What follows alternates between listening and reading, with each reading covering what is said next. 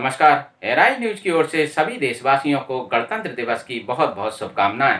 इसी के साथ एआरआई न्यूज के माध्यम से देश के विभिन्न भागों से गणमान्य व्यक्तियों ने सभी देशवासियों को गणतंत्र दिवस की शुभकामनाएं भेजी हैं।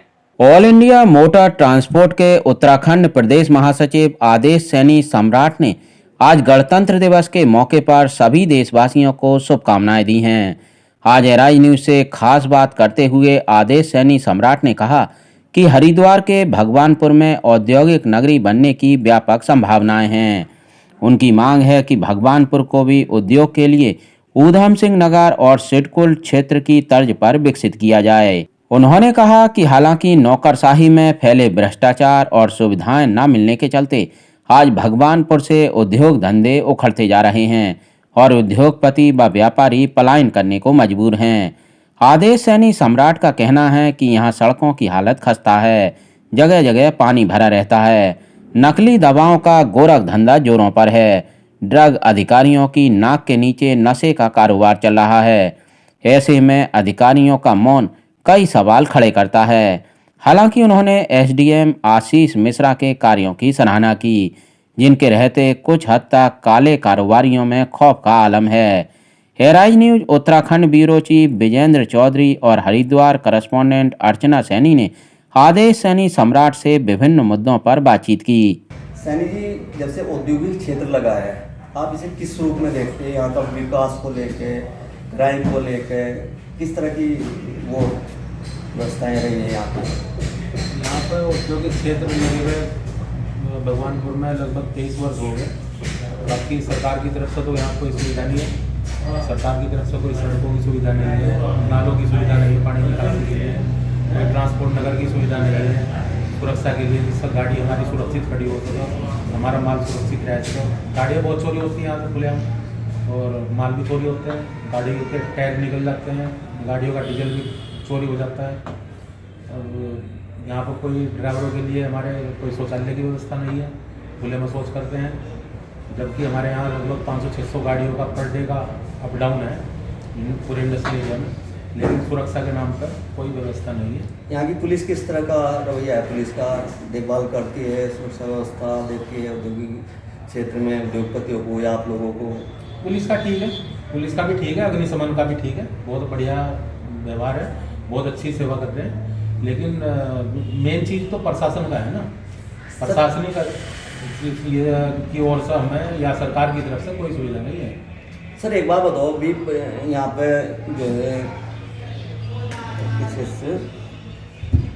अब भी एवरेस्ट कंपनी है, इसके आसपास में जितनी कंपनियाँ हैं, बहुत लंबे टाइम से गंदा पानी वहीं पे इकट्ठा होता रहता है, जबकि जीएसटी के नाम पे बहुत अच्छा पैसा ये कंपनियां देती हैं सरकार को, लेकिन इनकी सुविधाओं का ध्यान क्यों नहीं रखा जा रहा है?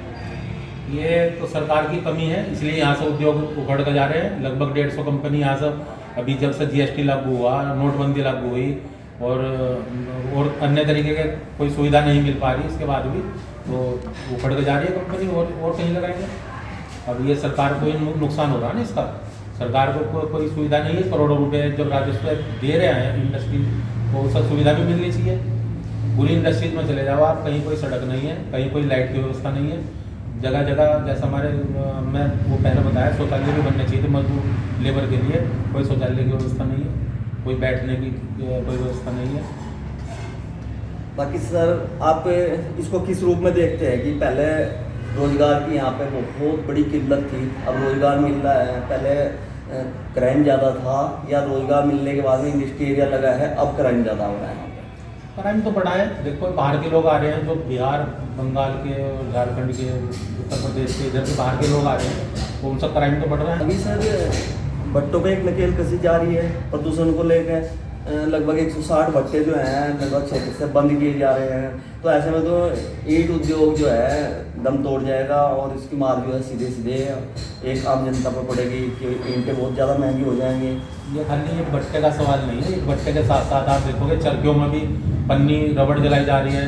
कुछ जैसे स्टील फैक्ट्रियाँ हैं हमारे यहाँ भगवानपुर में भी 2-3 प्लांट है, रुड़की में है, तो ये सब ये तो वही जलाते हैं रबड़ प्लास्टिक, उससे जल्दी आग पकड़ती है इनकी, और प्रदूषण फैल रहा है, प्रदूषण से लोग बीमार हो रहे हैं, क्षेत्र में बीमारियाँ फैल रही हैं। सीमेंट उद्योग है, सीमेंट उद्योग का कोई वो नहीं है, सिस्टम नहीं है ना, सिस्टम बना के चलना चाहिए सरकार को। जैसे बाहर आप गुजरात में जाओ, बहुत अच्छे अच्छे उद्योग हैं वहाँ पे, और हमारे उधम सिंह नगर में है, सिटीपुल हरिद्वार में है, लेकिन यहाँ तो व्यवस्था ही नहीं है कोई। सर एक बात और, एक क्वेश्चन और मैं आपसे करना चाहता हूँ कि जिस दिन से उद्योग यहाँ पे लगे हैं, शायद आप भी देख रहे हैं, हम भी देख रहे हैं कि किसानों की फसलों में जो है बहुत उसका प्रभाव पड़ रहा है, दुष्प्रभाव पड़ रहा है प्रदूषण का।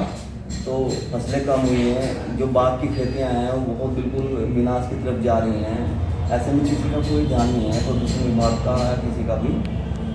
इनका क्षेत्र वासियों ने काफ़ी कई बार शिकायतें करी हैं सरकार के पास भी और विभागों के पास भी, लेकिन वो तो आंख बंद करके बैठे हैं। वो तो पैसा ले रहे हैं, पैसा जा रहा है उनके पास, और टाइम पास कर रहे हैं। बस सुबह 10 बजे ड्यूटी आए और शाम को 5 देखते हैं, 5 किस टाइम बजे घर जाने के लिए।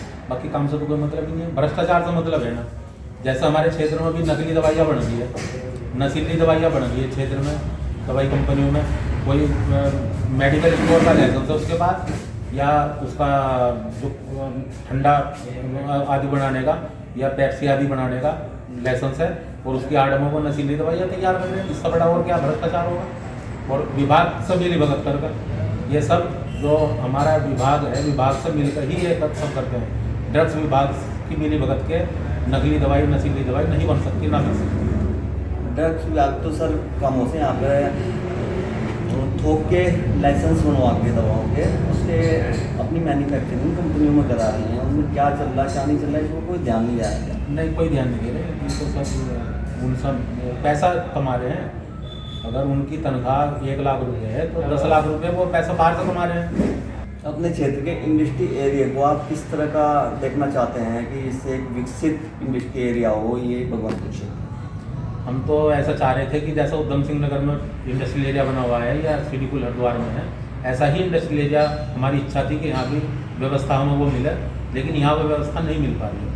आज तक ट्रांसपोर्ट नगर नहीं मिल पाया।